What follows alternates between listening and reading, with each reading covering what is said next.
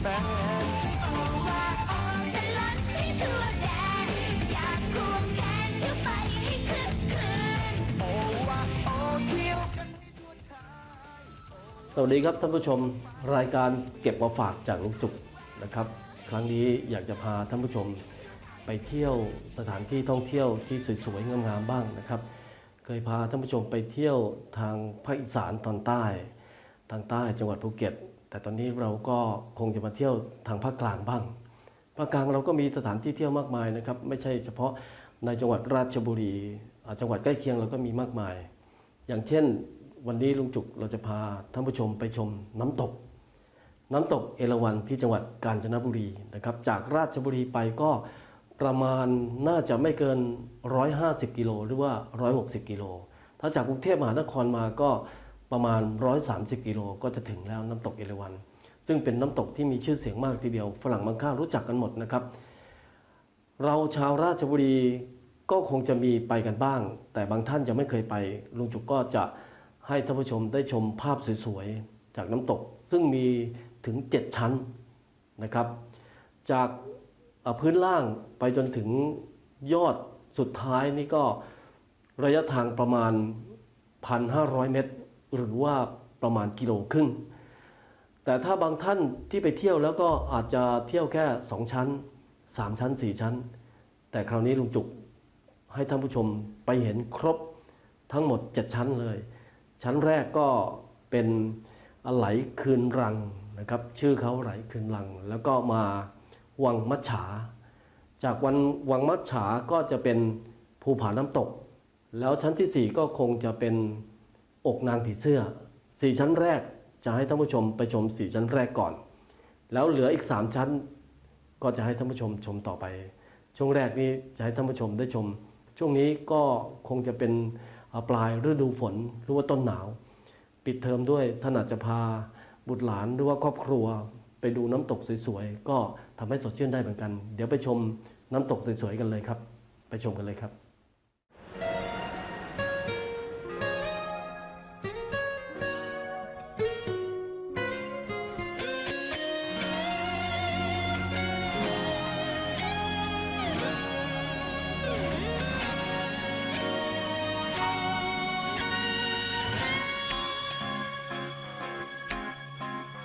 ไปจะไปเที่ยวกันไปจะไปด้วยกันได้เวลาต้องทิ้งงานให้รางวัลกับหัวใจเปลี่ยนที่นอนซะบ้างเถอะที่เธอกับฉันไม่เคยไปใครจะทำให้หุ้นตกใครจะทำให้โลกแตกเรื่องอะไรที่ต้องแบกเก็บใส่ลังเอาไว้ก่อนได้เวลาให้ใจพักได้เวลาต้องไปเป็นเนจร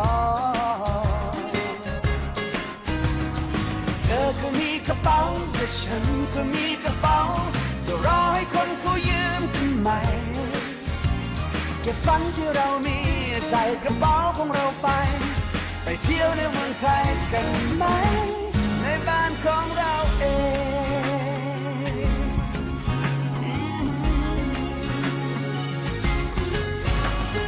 ในเมืองไทยมีหลายแห่งที่ไม่เคยได้เห็นเลยอยากให้ไปให้คุ้นเคยป่าทะเลภูเขาใหญ่จ่ายสตางค์ก็ไม่เยอะจ่ายเท่าไรก็คือในคนไทยเธอก็มีกระเป๋าแต่ฉันก็มีกระเป๋าจะรอให้คนเขายืมทำไมเก็บฝันที่เรามีใส่กระเป๋าของเราไปเที่ยวในเมืองไทยกันไหมในบ้านของเราเอง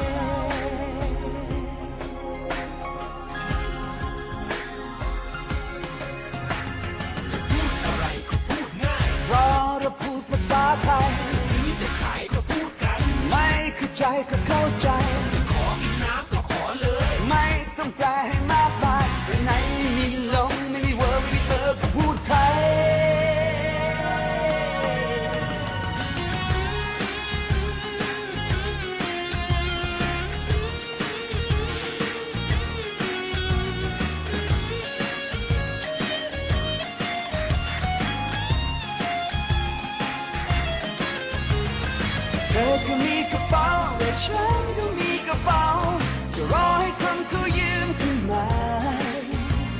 ก็บฝันที่เรามี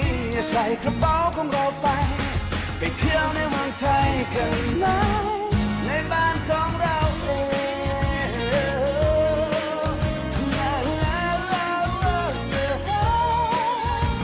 ไปเที่ยวในเมืองไทยกันไปเที่ยวในเมืองไทยกันไหมในบ้านของเราเอง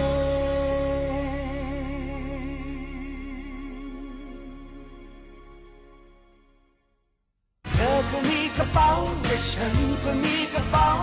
จะรอให้คนเขายืมทำไมเก็บฝันที่เรามีใส่กระเป๋าของเราไปเที่ยวในเมืองไทยกันไหมในบ้านของเราเอง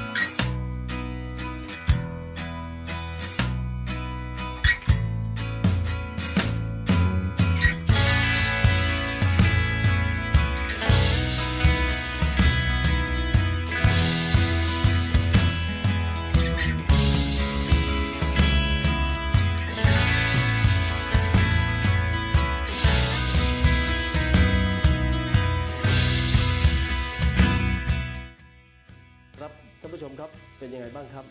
น้ำตกสวยนะครับ แต่ละชั้นไม่ว่าจะเป็นไหลคืนรังวังมัจฉาภูผาน้ำตกแล้วก็อกนางผีเสื้อสวยมากทีเดียวนะครับ น้ำช่วงนี้ก็คงจะมีใสแล้วก็น้ำมากทีเดียวนะครับ มันเป็นน้ำตกที่มีชื่อเสียงจริงๆนะครับที่เอราวัณบางท่านที่เคยไปแล้วก็ประทับใจอย่างฝรั่งนี่สามารถขึ้นไปถึงชั้นบนสุดได้เลยนะครับเป็นชั้นสุดท้ายแต่ก็ต้องใช้กำลังแล้วก็เป็นร่างกายที่มีความพร้อมหน่อยเพราะว่าจากพื้นล่าง1.5 กิโลนี่ก็ไม่ใช่น้อยเหมือนกันนะครับไม่ใช่พื้นราบนะครับมันต้องปีนขึ้นเขาไปเรื่อยๆครับช่วงนี้สวยนะครับครับเดี๋ยวช่วงต่อไปจะให้ท่านผู้ชมได้ชมอีก3 ชั้นก็เป็นบรรยากาศที่สวยถึงยอดเลยนะครับเดี๋ยวไปชมกันครับ